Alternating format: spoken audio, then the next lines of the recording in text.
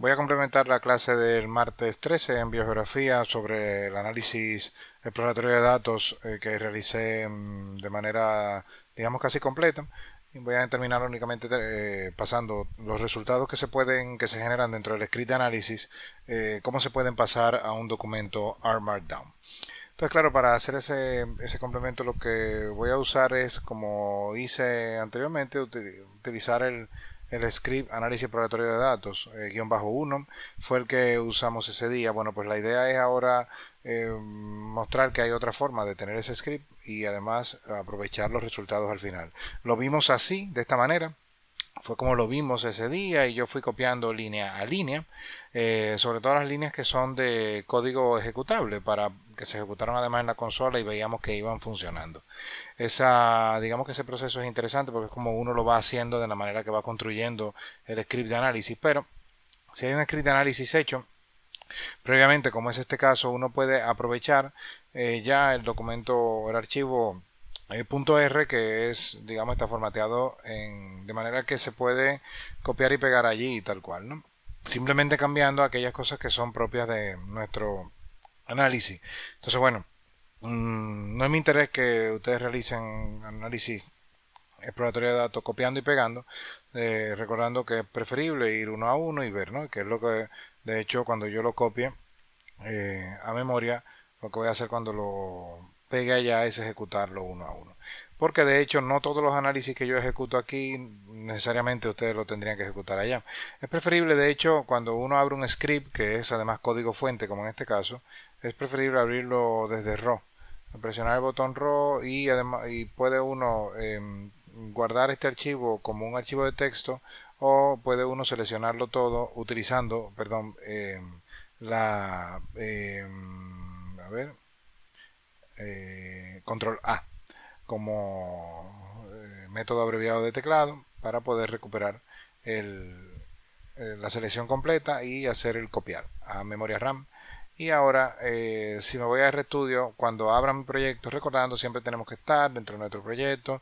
Hay varias maneras de abrir el proyecto, siempre lo recalco. Y la manera, digamos, que yo utilizo para estar seguro de que estoy abriendo el proyecto correspondiente es presionando el botón de proyectos, verificando que no tengo ningún proyecto. En este caso no tengo ninguno, podría tener uno. Si tuviera algo ahí que estuviera trabajando en un proyecto, si tengo algo abierto, grabar inmediatamente y después pasar a abrir el proyecto. Lo tengo entre los recientemente abiertos, pero prefiero siempre ir a Open Project, localizar la carpeta donde yo sé que está mi archivo .rproc y abrir siempre el archivo rproc que termina con mi nombre de usuario de GitHub. Entonces abriré este proyecto. Cuando lo abra me va a mostrar tal cual yo lo había dejado la última vez que lo abrí. Y nótese además que no tengo nada más que manuscrito. Aquí de hecho había yo iniciado un script de análisis, lo borré y lo voy a volver a crear ahora para pegarle lo que tengo en memoria todavía, ¿ok? Entonces voy a crear un script de R, ¿ok? Va a estar vacío y lo que tengo en memoria RAM, que fue lo que me traje de GitHub, lo voy a pegar aquí. Bien, se nota que está, digamos, prácticamente igual que lo que tenía allá. Y aquí lo voy a guardar con un nombre, el que me dé la gana, no importa, puede ser el nombre análisis. Lo tengo que poner arriba ese nombre, análisis. Si no le pongo .r, R le va a poner, estudio le va a poner el .r al final. Nótese que ahora tengo un archivo llamado análisis.r, ahora está aquí en el final. El título aparece aquí. Voy ahora a quitar las pestañas porque ya no, las paneles que de archivo. Y vamos a ver primero lo que voy a hacer. Como estoy dentro de la carpeta del repositorio, perdón, dentro del la carpeta que contiene el manuscrito y que eso es un repositorio que cloné desde GitHub, ya viene con algunas cosas que pueden ustedes usar sin mayores problemas, que son los datos con los que van a trabajar. Entonces, bueno, en este caso voy a cargar los tres paquetes que voy a usar en esta sesión. Digamos que los dos más importantes que voy a usar son Vegan y Tidyverse, y Simple Filters lo voy a usar únicamente para que el objeto de matriz ambiental se traiga R como debe ser. aunque en otro video voy a también a mostrar cómo hacer mapas para que los simple features, es decir, el objeto de matriz ambiental se pueda ver también en forma de mapa. Puedo seleccionar, lo comenté creo el otro día, que puedo seleccionar varias líneas con Shift, por ejemplo Shift, flecha de bajar. La mayor parte de la gente querrá seguro hacerlo con el ratón, pero bueno, en todo caso, si selecciono varias líneas y presiono Control Enter o lo mismo que presionar el botón Run, se van a ejecutar esas 4 líneas, ¿no? Hay unos mensajes de advertencia, ¿no? No son, cuando hay error aparece la palabra error por delante, ¿ok? En este caso lo que hay son mensajes de advertencia diciéndome que está cargando paquetes requeridos. Tidyverse lo que me dice es cuáles son los paquetes que cargan, porque es una colección. Y Source Biodata Funciones.r es un script de R que contiene funciones que yo creé, como les dije el otro día, que esas funciones realmente son creadas por mí para facilitar un poco la vida a ustedes, ¿no? Aquí están los dos archivos .rdata que contienen tanto por una parte la matriz de comunidad y el censo, este primero, y el segundo es la matriz ambiental. Este archivo contiene dos objetos, este archivo contiene un único objeto. Nótese que ahora en el área en el panel de ambiente, ahora me aparecen todas las funciones que son objetos al final, como funciones aparecen. Creadas por mí, que fueron cargadas cuando yo ejecuté esta línea, la línea 12. Pues bien, ahora cuando yo cargue estas dos líneas se van a generar aquí arriba 3 objetos de datos nuevos. Presioné Control Enter y aquí noten que ahora tengo 3 objetos nuevos, la matriz ambiental, la matriz de censo y la matriz de comunidad.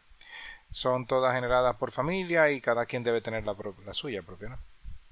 Estas líneas de código lo que hacen es imprimir la matriz ambiental, la matriz de comunidad y el censo. Pero en las dos primeras líneas, nótese que se está usando una función llamada head. Esa función lo que hace es simplemente tomar las 6 primeras filas de cada una de esas matrices. Entonces del censo va a tomar solamente 6 filas y las va a imprimir, pero la consola se desborda. Entonces no es una buena forma de visualizar. Nótese que la consola, además de que las columnas que no caben en la consola son puestas en la parte inferior. Nótese también que son 6 primeras filas nada más. Luego cuando ejecute la siguiente línea, que es la de la matriz de comunidad, yo expliqué un poco lo que era censo y comunidad en ese caso ya, así que no me voy a detener, pero nótese que ahora también aquí hay un uso de la consola de manera secuencial, es decir, cuando completa las columnas de las primeras 6 filas, luego continúa aquí, y estas son de las 6 primeras filas. Recuérdese que esas filas son de los cuadros de una hectárea, de los 6 cuadros de una hectárea del 1 al 6 en este caso. Y esto es la matriz de comunidad. Como es un objeto simple features, los simple features imprimen los 10 primeros objetos. ¿Okay? La matriz ambiental contiene 50 elementos. Bueno, lo lógico, porque si hay 50 muestras en la matriz de comunidad, tiene que haber 50 cuadros en la matriz ambiental también, por supuesto, ¿no?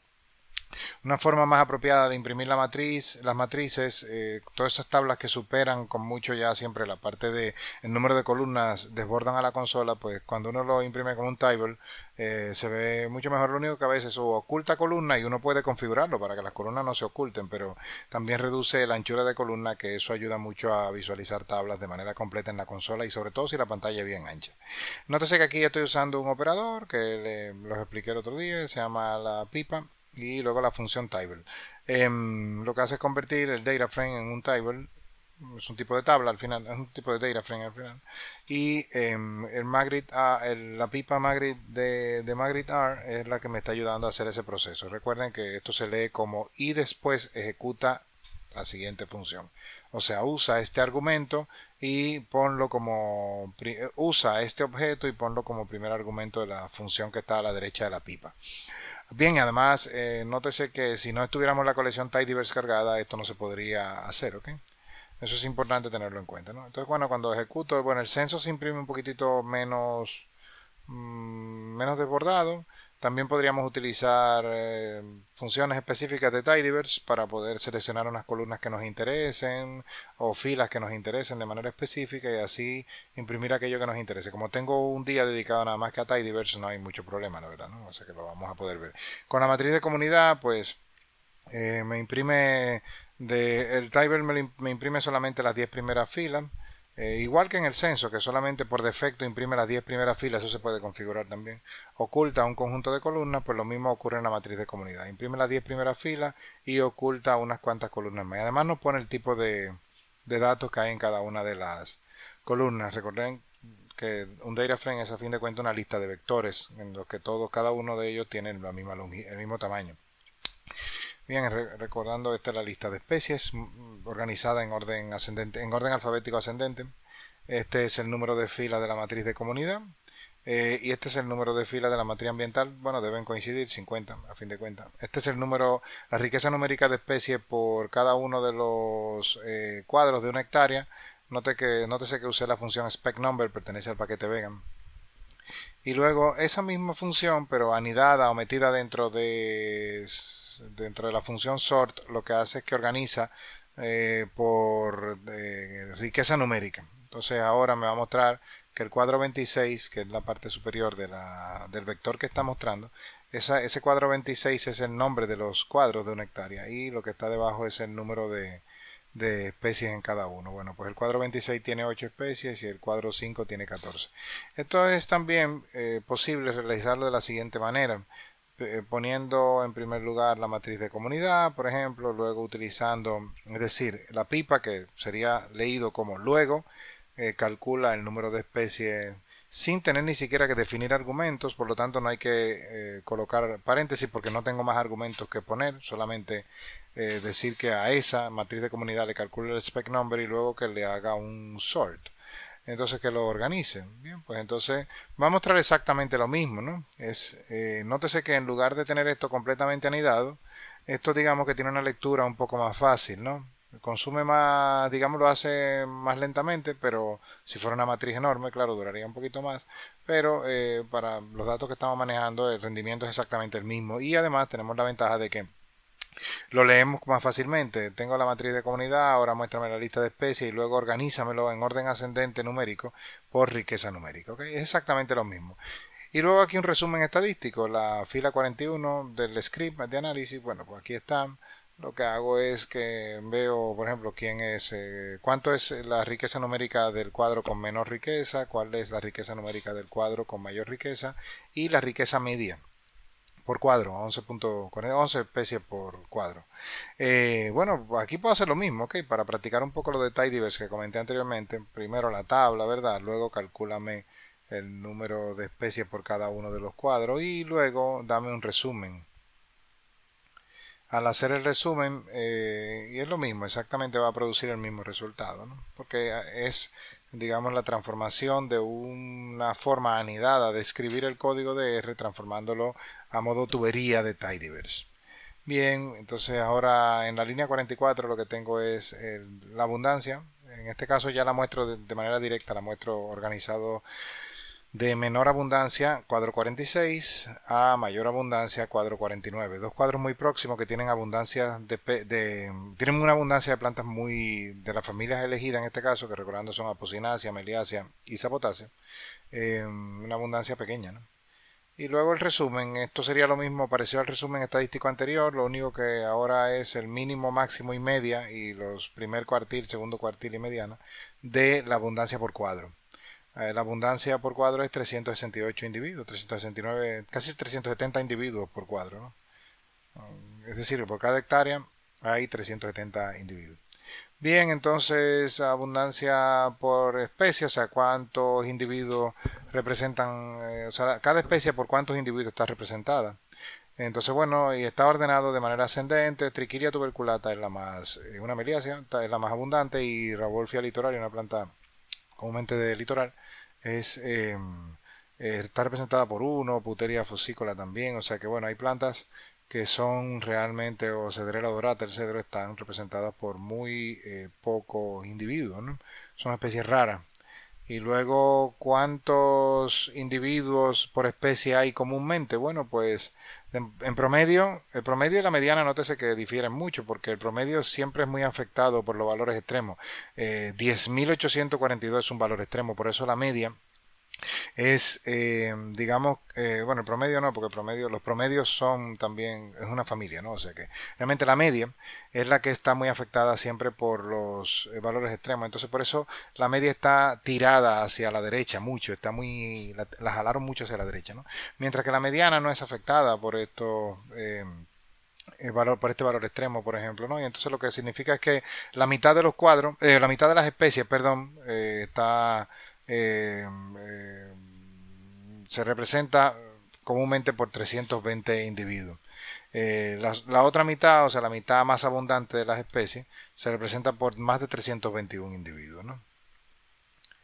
Bien, bueno, pues esto lo que hace es calcular la riqueza numérica de toda la matriz de comunidad. Para esto lo que se hace es realmente generar una matriz de comunidad como intermedia, que sería esta que se muestra aquí, ¿no? Es decir, generar una matriz de suma de columnas a partir de la matriz de comunidad. Entonces, como es suma de columnas, lo que hace es sumar el número de individuos por cada una de las especies. Y luego, al anidarlo dentro de spec number, lo que hace es calcular la riqueza numérica de una matriz de comunidad que solo tiene una fila. 16.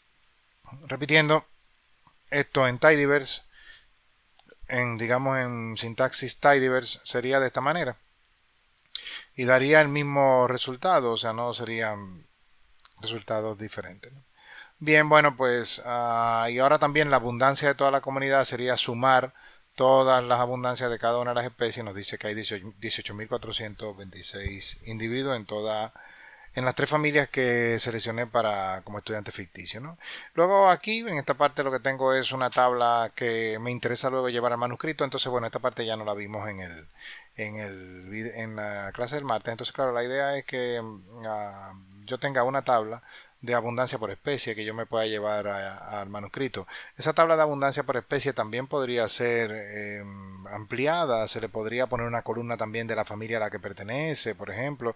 En fin, son muchas las cosas que se pueden hacer. La idea es que uno en tabla pone aquello que normalmente son relaciones largas en donde aprovechamos para que el lectora no tenga que leer una prosa densa en un párrafo en donde estamos intentando hacer una enumeración de cada una de las especies. Eso no tiene sentido. Entonces, para eso son las tablas, para enviar al lector a esa tabla para que vean, digamos, cómo se distribuye la abundancia, etcétera, ¿no? Y cuáles son, por ejemplo, cuál es la lista íntegra de especies, sin tener que estar relacionándola de manera textual en párrafos, ¿no? Entonces, claro, aquí lo que voy a generar es una tabla de abundancia por especie. Nótese que contiene sintaxis tidyverse, utiliza esa forma de construir y lo que está diciendo es, bueno, del censo, ahora agrúpame por el nombre científico, luego cuéntame cada una de las... cuéntame por cada uno de esos grupos y va a haber 16 grupos en total. Entonces va a ser un conteo de cada uno de esos grupos y luego los va a organizar de manera descendente, por eso el desc aquí, arrange, ordenar, desc, descending y entonces lo va a organizar por n, que es una columna nueva que se crea, ¿no? Cuando veamos tidyverse lo vamos a ver un poquitito más en detalle, así que bueno, toda esta sintaxis un poco quizá que podría ser un poco confusa, pues lo vamos a entender mejor. Lo que pasa es que me interesa llevar una tabla tidyverse al manuscrito porque se organizan mucho más fácilmente los datos, es mucho más fácil para hacer la organización de datos. Entonces, bueno, la acabo de generar. Nótese un detalle, aquí hay un asignador, yo lo comenté mucho, el tutorial es importante por esto, porque estoy utilizando aquí un asignador, es decir, todo este cuerpo que estoy creando aquí, enorme, digamos, de código, de 4 líneas de código, genera un objeto. Ese objeto que es devuelto a la memoria RAM, si no le asigno a un nombre, pues entonces ese objeto no voy a poderlo llamar más adelante. Bueno, ya está creado, ahora lo voy a imprimir en pantalla. Y muestra en forma de tabla el nombre científico. Y luego vamos a ver cuando tenga el video de la colección Tidyverse, voy a hablar un poco de cómo cambiar estos nombres, cómo poner más columnas, por ejemplo, etcétera, ¿no? Bien, y luego un gráfico de mosaico en donde lo que voy a es una función que creé yo mismo para crear un gráfico de mosaico a partir de una matriz de comunidad, y ese gráfico de mosaico lo que contiene es cuadraditos coloreados en función de la abundancia de cada especie, pero para cada uno de los cuadros de la parcela permanente de BCI. Entonces lo interesante es que para cada una de los cuadros de una hectárea vamos a tener un valor de abundancia de cada una de las especies. Entonces tenemos un nivel de segregación enorme. O sea, vamos a tener 16 filas, 50 cuadros, vamos a tener como una matriz de 16 por 50 que nos va a ser bastante informativa. Vamos a ver a golpe de vista quién es la especie más abundante del conjunto, cuáles son los cuadros en donde aparecen normalmente mayor abundancia de una especie determinada, etcétera, ¿no? Bien, pues entonces ahora lo voy a generar y luego lo voy a imprimir. Para imprimirlo, lo que tengo que hacer es el objeto al cual le asigné, lo pongo en la consola, lo estoy haciendo con control enter en este caso. Y luego nótese que ahora tengo este mosaico que es bastante resumen. Aquí podemos ver quizá que la letra es muy pequeñita, ¿no? Pero le puse esa letra pequeñita porque luego en el PDF de manuscrito podrían empastarse los caracteres, entonces es mejor ponerlo de esta manera, ¿no? Bien, bueno, pues ahora es siempre en el análisis exploratorio de datos lo interesante es que uno haga su análisis y verifique que los análisis están dando resultados. Cerré ese gráfico y vuelvo otra vez al script de análisis. Voy a guardar si hice cambios, ¿no? Entonces, lo importante es que uno de un script de análisis siempre verifique que se está pudiendo ejecutar todo. Porque ese script de análisis yo voy a alimentar ese script, yo voy a alimentar el manuscrito con ese script de análisis. Entonces me interesa que siempre mi script de análisis yo no lo haga, digamos que esta es la parte analítica, yo no lo puedo estar haciendo de manera mecánica, porque si lo hago de manera mecánica no voy a poder darme cuenta dónde están los problemas, y si yo creo problemas dentro del script de análisis, cuando me vaya al R Markdown y le diga que cargue ese script va a dar error y no se va a poder hacer el tejido. Así que es importante que la parte analítica quede bien. Esto es lo que garantiza la reproducibilidad de un manuscrito. Ustedes están utilizando un script de análisis que ustedes lo están además introduciendo, el manuscrito se está alimentando de él. Entonces cualquier persona que quiera reproducir los análisis de usted lo podría hacer. Entonces, bueno, dentro del script de análisis hay que tirar, de manera general uno debe tirar todos los análisis que uno haga allí, ¿no? Pero son sobre todo los análisis que uno considera que son los que deben quedar para el manuscrito, ¿ok? O los que producen resultados que uno va a utilizar luego en el manuscrito. Y como lo voy a mostrar con el repositorio en donde tengo un poquito de texto que luego voy a pegar dentro del manuscrito, verán que hay muchas de las cosas que se imprimieron en pantalla aquí que yo no las voy a, digamos, a llevar como objeto allá, pero sí la tabla y el gráfico me lo voy a llevar como objeto. Pero muchas de estas cosas, por ejemplo la media y esas cosas, lo voy a llevar para allá, ¿no? Lo único que eso lo voy a transcribir de manera directa, ¿no? Entonces, nótese además que este script aquí se llama análisis, ¿ok? Puede llamarse de otra manera en el repositorio de BCI, pero aquí se llama análisis, ¿ok? Es importante porque cuando me lo lleve para allá voy a hacer una salvedad sobre ese tema. Comento también sobre este argumento de la función crear mosaico a partir de una matriz de comunidad. Es el tamaño de rótulo. Si los rótulos quedan muy chiquititos, uno puede jugar con ese número. Moverse entre 4 y 8 es lo recomendable en este caso, ¿no? Bien, entonces ahora yo digo, bueno, ¿y cómo este gráfico yo lo llevo a manuscrito? Bueno, una forma es decir, creo una imagen y la inserto allí. ¿Pero para qué? Si ya está generada por R aquí. Pues bien, solamente tengo que ir al manuscrito y decir, bueno, pues en el manuscrito que se cargue, vamos a hacer entonces que se cargue el script. Entonces, ¿cómo yo hago eso? Pues bien, aquí les voy a mostrar en el repositorio de análisis de datos exploratorio de BCI, o sea, de cómo hacer análisis con scripts de análisis de BCI. voy a volver a ese repositorio yendo hacia atrás otra vez y yendo al repositorio central y yendo a el archivo, por ejemplo, de un archivo de prueba de ARC Markdown que estoy dejando ahí para colocar texto, ¿no? Y ese archivo ARC Markdown es este que ustedes ven aquí. Se parece un poco al de manuscrito, de hecho, pero no es el mismo, es un archivo de prueba. Y yo, por ejemplo, puse aquí unos cuantos textos de ejemplo. Voy a ver esto de manera cruda, o sea, sin ningún tipo de procesamiento, y lo que voy a hacer es primero llevarme las líneas que son importantes, y estas son las líneas que son relevantes. Esta es extremadamente importante porque esto lo que hace es hacer que el script se ejecute dentro del manuscrito cuando se teja. Cuando se teja se va a ejecutar, y al ejecutarse el script lo que va a hacer es simplemente llamar y crear esos objetos que yo después puedo en el manuscrito imprimir para que queden dentro del PDF. Aquí hay un detalle demasiado importante. En el script, en el repo, por ejemplo, el script de análisis exploratorio 1 se llama AED-1, pero el que yo creé en el manuscrito se llama análisis. Por lo tanto, es análisis que le tengo que poner, ¿ok? Análisis.r.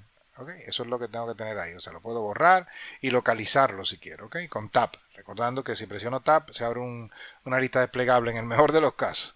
Bien, entonces me puedo ir a resultados, que estos a fin de cuentas son resultados. Voy a borrar eso LDots, que significa punto suspensivo al final, a fin de cuentas. Y me voy a traer este texto para acá, que lo había creado yo. Desde ya, aviso, no quiero no quiero plagio con este texto que estoy copiando aquí. Pongan el de ustedes. Solamente este lo he puesto como ejemplo aquí. Entonces, nótese que, porque hay muchas más cosas que se pueden poner en la parte de cuando uno hace la apertura de los resultados de un manuscrito, son muchas las cosas que se pueden poner. Yo puse una cosa muy mínima y además de muy mínima, una cosa que está muy adaptada a mis familias, pero para la familia de ustedes no tendrá de ninguna manera que ser igual, y no quiero que utilicen este texto como para hacer una réplica en los de ustedes. Ok, necesito que utilicen su propia redacción y que además organicen los resultados de la manera que ustedes entiendan que lo pueden hacer mejor, y no para nada como lo estoy yo haciendo aquí, ¿ok? Entonces, bueno, en el conjunto de la parcela se censaron 18.426 individuos. ¿De dónde yo saqué ese 18.426? Yo lo saqué cuando imprimí en la consola. Les muestro aquí la consola. Cuando yo imprimí el total de la abundancia, o sea, la abundancia completa. Entonces lo saqué de ahí y lo que hice fue que lo transcribí ahí. Podría pedir que se ejecute el código, pero ¿para qué si es un simple número? Y además perteneciente a 16 especies, que lo saqué también después que hice este análisis. Por eso que el análisis exploratorio de datos es importante, porque nos lleva también a resumir los resultados, la entradilla de los resultados nos la permite construir de esta manera. La riqueza por cuadro fue de 11 especies y la mediana de la abundancia por cuadro fue de 328 individuos. Puedo hacer más cosas, por ejemplo la abundancia por especie fue de tanto, o sea, la abundancia media de la abundancia por especie, la media de la abundancia por especie fue de tanto, la especie más abundante, entonces lo pongo aquí, por ejemplo, ven, ya aquí digo la especie más abundante fue Triquila tuberculata, con casi 11.000 individuos, etcétera. No hacer una relación tal cual de la tabla, porque ya lector y lectora van a poder ir allí, ¿no? Y luego yo les mando a la tabla, ¿no? No voy a explicar esta parte ahora, sino que me voy a ir primero a cómo introduzco tanto la tabla como el gráfico. Como ya el script se ejecuta cuando yo cuando yo teja este ARC Markdown, voy a poder llamar cualquier objeto que tenga yo en R, ¿no? Y para eso voy a utilizar esto que ustedes ven aquí, que es el nombre del objeto. Y para imprimir una tabla es ligeramente diferente la impresión de una tabla que la impresión de un gráfico, pero bueno, para imprimir una tabla voy a usar un paquete llamado knitr que está dentro del servidor, y ese paquete knitr, que es el paquete además que se encarga del tejido, tiene una función llamada cable, y esa función llamada cable se puede traducir como una tabla tejida, una tabla knit. Entonces, esa tabla tejida, yo como primer argumento de esa función voy a poner la tabla, el objeto tabla, recordando que es ese objeto que yo creé al final aquí, que además cuando lo imprimí en la consola se imprime de esta manera, pero cuando se imprima como un cable, con la función cable, no se va a imprimir con esta entradilla ni con el tipo de datos de cada columna, para nada, ¿no? Y luego además la tabla va a poder tener un caption, un título. Entonces los títulos se ponen, el título de la tabla se pone aquí. El título está compuesto de dos partes en este caso. Por una parte un label, que es un label que va a colocar primero un texto que va a decir table y un número después. Ese número es un número secuencial que va a incrementar de uno en uno. Y además, cada vez que se inserte una tabla a continuación o anterior, esos números todos van a cambiar. Nosotros no nos referimos a tabla 1, nunca a tabla 2 dentro del texto, ni en los captions de las tablas o de la figura, sino que dejamos que el programa se encargue de hacer ese proceso. Por lo tanto, hay que recordar que ahora todo ese proceso que probablemente conozcan ustedes o sean quizás más familiares con el proceso de Word, en donde ustedes insertan un caption, todo ese proceso aquí se va a hacer con estas etiquetas. Quizá ustedes tampoco antes insertaban caption en Word, pues esa función existe dentro de Word o de LibreOffice Writer, en los dos existe una función para insertar títulos a los que se les coloca un índice numérico secuencial que incrementa de uno en uno normalmente, y después uno con esos caption, con esos títulos, con esos índices, perdón, uno puede luego hacer una referencia cruzada y no tiene uno que ocuparse de estar numerando las tablas, y después cuando uno inserta una en el medio, pues entonces después se vuelve todo un lío. Si uno la numera manualmente, todo eso se puede una cantidad enorme de trabajo que después va a haber que estar corrigiendo. Entonces esos programas tienen esa funcionalidad. Pues bueno, también como ustedes pueden ver aquí, en el caso de Markdown esto es posible, pero lo interesante es que no estamos construyendo una tabla en Word, ni vamos a tener que construir un gráfico que vamos a tener que exportar a un JPG. Es decir, no vamos a construir un gráfico en Excel, entonces no tenemos que tener el programa Excel abierto y después el Word, o decirle, ven, no tenemos que hacer nada de esto, sino que simplemente los gráficos los estamos generando dentro del propio lenguaje de programación con el cual estamos generando después posteriormente el PDF. Entonces, como les digo, lo que aquí inserto como primer lugar es con dos backslash y una función, un tag que se llama label, y esa función lo que va a hacer es simplemente colocarle el caption, colocarle un identificador propiamente, un rótulo, un identificador con el cual yo voy a poder hacer referencia cruzada a esta tabla posteriormente. Lo que viene después de la llave de cierre es el título como yo quiero que aparezca dentro del PDF, ¿ok? Luego, cuando yo quiero hacer referencia a esa tabla, yo lo que hago es que dentro del texto, para hacer esa referencia cruzada, lo que hago es que dentro del texto le llamo a la función ref, ¿ok? Llamo a esa macro, es un comando realmente de LaTeX. Para quienes usen LaTeX esto probablemente les va a sonar familiar, porque esta macro, la macro label y la macro ref provienen de LaTeX realmente, y lo que hace es simplemente esa macro es decir, bueno, voy a buscar esta etiqueta donde quiera que se encuentren, ya el propio compilador se encarga de generarle un número, y en lugar de generar, cuando se compile el PDF, en lugar de decir la tabla ref tab abun sp, no, va a poner la tabla y esto lo va a cambiar por un número, el secuencial que le corresponda, y la figura tal, que está también referida, va a cambiarse por un número, y además va a tener como un pequeño hipervínculo que se va a poder visitar. ¿Cómo se inserta la figura? Bueno, la figura se inserta de la siguiente manera, es un poco diferente, no es exactamente igual que las tablas, porque no hay una función para insertar la figura dentro del paquete neatr. No nos interesa además, de hecho, porque es esta la que lo genera. Y nótese que lo que se hace es con un título dentro de la entradilla del bloque de código. En el bloque de código, que no lo comenté anteriormente, hay un argumento llamado echo. Echo false lo que está diciendo es que lo que está indicándole al compilador de PDF es que no muestre este código. A nosotros no nos interesa aburrir a los lectores dentro del texto, podríamos ponerlo en el código reproducible, pero dentro del texto no nos interesa aburrir a los lectores con el código que genera la tabla. A nosotros lo que nos interesa es que el lector tenga la posibilidad de ver la tabla directamente. Pues bien, ese argumento echo false también está aquí, es para que no se vea ese código, sino que simplemente lo que se vea es su resultado.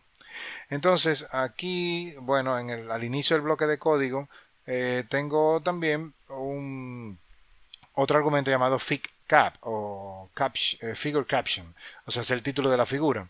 Entonces la idea es que voy a usar también una macro muy parecida a la anterior, lo único que esta macro va a tener como argumento para el label, va a ser fig abun sp-q. Y luego, después del label, después del cierre de la llave del label, entonces toca poner lo que yo quiero que aparezca como pie de esa figura. Abundancia por especie por cuadrado. O vamos a ponerle abundancia de especies por cuadrado. Abundancia de especies por cuadrado. Y entonces, claro, lo que tengo que hacer es introducir cuál es el código aquí que va a hacer que esa tabla se genere, o sea, se imprima. El código no va a aparecer, pero sí va a aparecer el resultado de ella. Y luego recuérdese que además también lo que hice fue que aquí puse la macro para cargar que aparezca la referencia cruzada posteriormente. Entonces, claro, bueno, pues digamos que esto quedaría ya listo. Entonces lo que voy a hacer es que voy a hacer un tejido. Recuérdese que para tejer el PDF lo que tengo que hacer es simplemente presionar el botón Knit o Control Shift K, que es lo que yo suelo usar. Entonces con Control Shift K, si hay suerte, se va a tejer el PDF. Hay un detalle con todo esto, que cuando ustedes hagan tejer, siempre va a dar error. Así que no hay que agobiarse con el asunto de que va a dar error, porque le dé un error, porque les va a dar un error siempre en el tejido. Esto de que funcione la primera, esto es una cuestión que sí, porque además yo lo tengo ensayado antes, o sea que bueno, da igual, esto siempre va a funcionar cuando uno hace un video, ¿no? Pero lo interesante es que ustedes cuando les ocurre el error, lo lean, entiendan, intenten interpretar el error y si no logran una solución, pues entonces me escriben, ¿no? Bueno, pues el texto que escribí es este, y la tabla, nótese que es la que está en el primer bloque de código, quedó con su label, table 1, se puede cambiar de hecho por tabla en lugar de table, eso lo voy a localizar en la plantilla, y luego nótese que además, bueno, también yo les voy a enseñar, recuérdense, a cambiar con las tablas de tidyverse, a cambiar el título de columna y esas cosas, ¿no? Y luego la figura quedó aquí casi legible, no del todo. Sería interesante que uno pudiera, por ejemplo, poder ampliar los márgenes o, por ejemplo, utilizar una hoja horizontal para ese caso, si la tabla es muy grande, por ejemplo, y demás, ¿no? Sin embargo, lo interesante es que, fíjense, Triquilia tuberculata, queda claro que es la especie más abundante del conjunto, ya se veía también en la relación numérica, en el resumen estadístico, pero también hay unos patrones curiosos, bueno, bastante interesantes, que aparecen además sobre todo en las especies raras, ¿no? Voy a acercar un poquito. El PDF además tiene la ventaja de que la resolución del gráfico es completa. Y nótese, bueno, que en las especies, por ejemplo, que son raras, hay unos patrones, como por ejemplo, hay especies que tienen muy poco número de individuos, o sea, muy poco número de individuos, que tienen comúnmente uno, dos, tienen del orden de las unidades, por ejemplo, Puteria stipitata. Y esta especie tiene un patrón en el que, por ejemplo, determinados cuadros solamente acogen una abundancia de 4 o 5 individuos, ¿no? Ese patrón aparentemente se repite también con otras especies, por ejemplo, como con esta, con la acmelia, y en donde aparentemente estos cuadros centrales sí que tienen una abundancia ligeramente mayor, que lo podemos ver por el color, ¿no? Esto nos va dando una idea ya en este análisis primero exploratorio, en donde estamos viendo ya además que hay unos cuadros que podrían tener una abundancia, por ejemplo, mayor. Por ejemplo, mire, estas dos especies parecen coocurrir, Guarea bulata y Chrysophyllum argenteum, ¿no? Nótese que además tienen como los mismos números de individuos. Cuando una es baja, la otra también lo es baja. Parecen especies que, cuando una es alta, la otra es alta. Parecen especies que tienden a coocurrir. Eso es interesante porque uno ya a simple vista, a golpe de vista ya se puede dar cuenta de cosas como esta, ¿no? Y esto ayuda mucho posteriormente en el análisis ya más avanzado de ordenación, en el análisis clúster, en donde, por ejemplo, uno esperaría que en un clúster análisis o en un análisis de ordenación, por ejemplo, los cuadros que tienen mucha abundancia de Guarea guidonia, o sea, que comúnmente, por ejemplo, Guarea guidonia y perdón, Guarea bulata y Chrysophyllum argenteum aparezcan, por ejemplo, próximas en el análisis de ordenación, porque van a estar más o menos representadas por el mismo número de individuos, o número de individuos parecido en cada una de los cuadros, ¿no?